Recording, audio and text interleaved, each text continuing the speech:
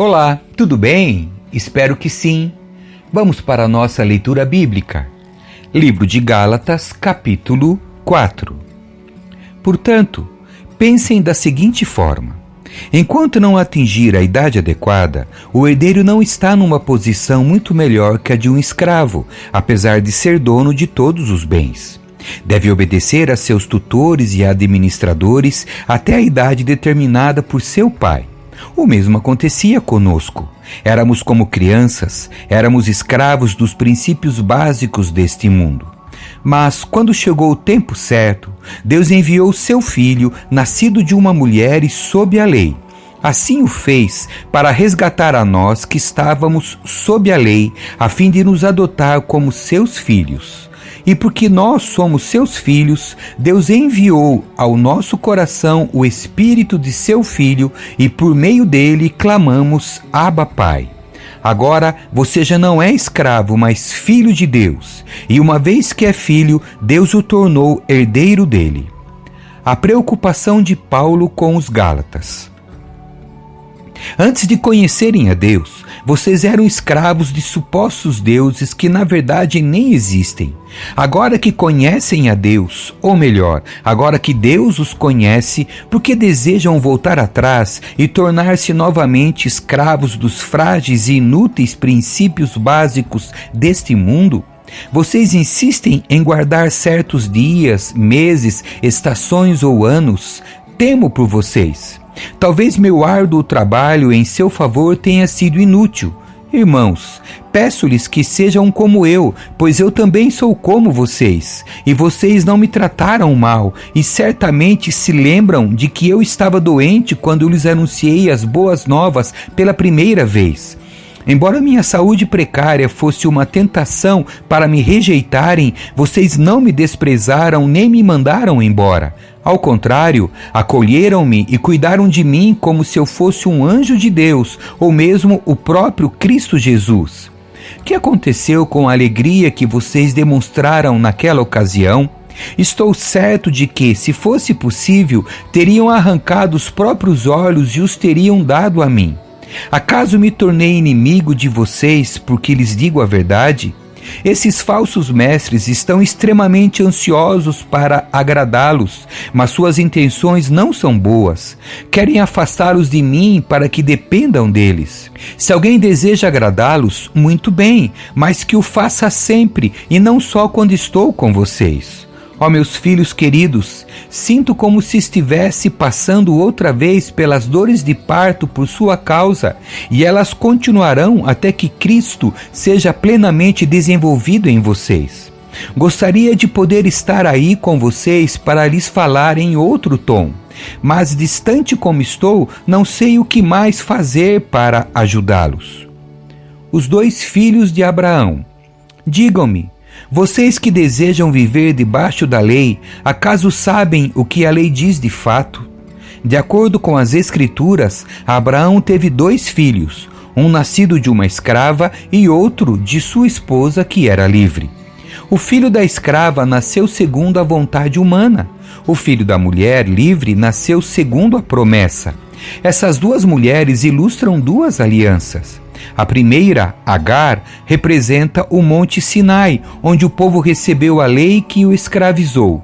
E Agar, que é o Monte Sinai, na Arábia, representa a Jerusalém de agora, pois ela e seus filhos vivem sob a escravidão da lei. A segunda, Sara, representa a Jerusalém celestial. Ela é a mulher livre e é nossa mãe. Como dizem as Escrituras: alegre-se, mulher sem filhos, você que nunca deu à luz. Grite de alegria, você que nunca esteve em trabalho de parto, pois a abandonada agora tem mais filhos que a mulher que vive com o marido. E vocês, irmãos, são filhos da promessa como Isaque. Ismael, o filho nascido da vontade humana, perseguiu Isaque, o filho nascido do poder do Espírito, e o mesmo ocorre agora. Mas o que dizem as Escrituras sobre isso? Livre-se da escrava e do filho dela, pois o filho da escrava não será herdeiro junto com o filho da mulher livre. Portanto, irmãos, não somos filhos da escrava, somos filhos da mulher livre. Capítulo 5. liberdade em Cristo. Portanto, permaneçam firmes nessa liberdade, pois Cristo verdadeiramente nos libertou. Não se submetam novamente à escravidão da lei. Prestem atenção. Eu, Paulo, lhes digo, se vocês se deixarem ser circuncidados, Cristo de nada lhes servirá. Volto a dizer, todo aquele que se deixa ser circuncidado deve obedecer a toda a lei. Pois se vocês procuram tornar-se justos diante de Deus pelo cumprimento da lei, foram separados de Cristo e caíram para longe da graça. Mas nós que vivemos pelo Espírito, esperamos ansiosamente receber pela fé a justiça que Deus nos prometeu. Pois em Cristo Jesus não há benefício algum em ser ou não circuncidado. O que importa é a fé que se expressa pelo amor. Vocês estavam indo bem na corrida. Quem os impediu de seguir a verdade? Certamente não foi Deus que os levou a pensar assim, pois Ele os chamou para serem livres. Um pouco de fermento se espalha por toda a massa. Confio que o Senhor os guardará de crer em falsos ensinamentos. Aquele que os perturbar, seja ele quem for, será julgado. Irmãos, se eu ainda prego que vocês devem ser circuncidados, como dizem alguns, por que continuo a ser perseguido? Se eu não pregasse a salvação exclusivamente por meio da cruz, ninguém se ofenderia. Esses sujeitos que os perturbam deveriam castrar a si mesmos, porque vocês, irmãos, foram chamados para viver em liberdade. Não a usem, porém, para satisfazer sua natureza humana. Ao contrário, usem-na para servir uns aos outros em amor, pois toda a lei pode ser resumida nesse único mandamento: ame o seu próximo como a si mesmo.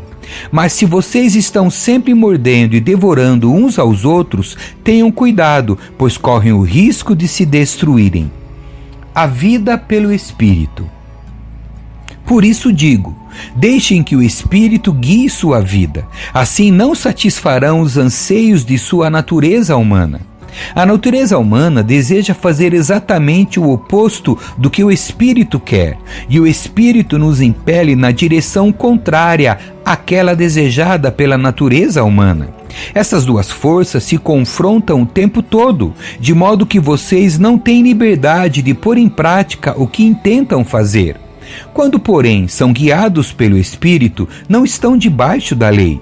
Quando seguem os desejos da natureza humana, os resultados são extremamente claros: imoralidade sexual, impureza, sensualidade, idolatria, feitiçaria, hostilidade, discórdias, ciúmes, acessos de raiva, ambições egoístas, dissensões, divisões, inveja, bebedeiras, festanças desregradas e outros pecados semelhantes. Repito o que disse antes: quem pratica essas coisas não herdará o reino de Deus. Mas o Espírito produz este fruto: amor, alegria, paz, paciência, amabilidade, bondade, fidelidade, mansidão e domínio próprio. Não há lei contra essas coisas.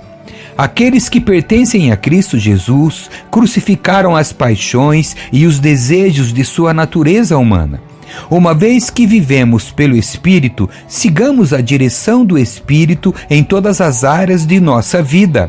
Não nos tornemos orgulhosos, provocando e invejando uns aos outros. Capítulo 6. Colhemos aquilo que semeamos. Irmãos, se alguém for vencido por algum pecado, vocês que são guiados pelo Espírito devem, com mansidão, ajudá-lo a voltar ao caminho certo. E cada um cuide para não ser tentado. Ajudem a levar os fardos uns dos outros e obedeçam desse modo à lei de Cristo. Se vocês se consideram importantes demais para ajudar os outros, estão apenas enganando a si mesmos. Cada um preste muita atenção em seu trabalho, pois então terá satisfação de havê-lo feito bem e não precisará se comparar com os outros, porque cada um de nós é responsável pela própria conduta. Aqueles que recebem o ensino da palavra devem repartir com seus mestres todas as coisas boas. Não se deixem enganar. Ninguém pode zombar de Deus. A pessoa sempre colherá aquilo que semear. Quem vive apenas para satisfazer sua natureza humana, colherá dessa natureza ruína e morte. Mas quem vive para agradar o Espírito, colherá do Espírito a vida eterna. Portanto, não nos cansemos de fazer o bem. No momento certo, teremos uma colheita de bênçãos se não desistirmos. Por isso, sempre que tivermos oportunidade, façamos o bem a todos, especialmente aos da família da fé. Conselhos finais de Paulo.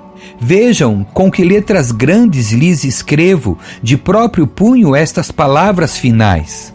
Aqueles que procuram obrigá-los a se circuncidarem desejam causar boa impressão para outros, a fim de não serem perseguidos por ensinar que somente a cruz de Cristo pode salvar. E nem mesmo aqueles que defendem a circuncisão cumprem toda a lei. Querem que vocês sejam circuncidados só para que eles se gloriem disso. Quanto a mim, que eu jamais me glorie em qualquer coisa, a não ser na cruz de nosso Senhor Jesus Cristo. Por causa dessa cruz, meu interesse neste mundo foi crucificado, e o interesse do mundo em mim também morreu. Não importa se fomos circuncidados ou não, o que importa é que fomos transformados em nova criação. Que a paz e a misericórdia de Deus estejam sobre todos os que vivem de acordo com esse princípio e sobre o Israel de Deus. De agora em diante, que ninguém me perturbe com essas coisas, pois levo em meu corpo cicatrizes que mostram que pertenço a Jesus. Irmãos, que a graça de nosso Senhor Jesus Cristo esteja com o espírito de vocês. Amém. E assim encerramos a leitura do livro de Gálatas. Deus abençoe você. Tchau.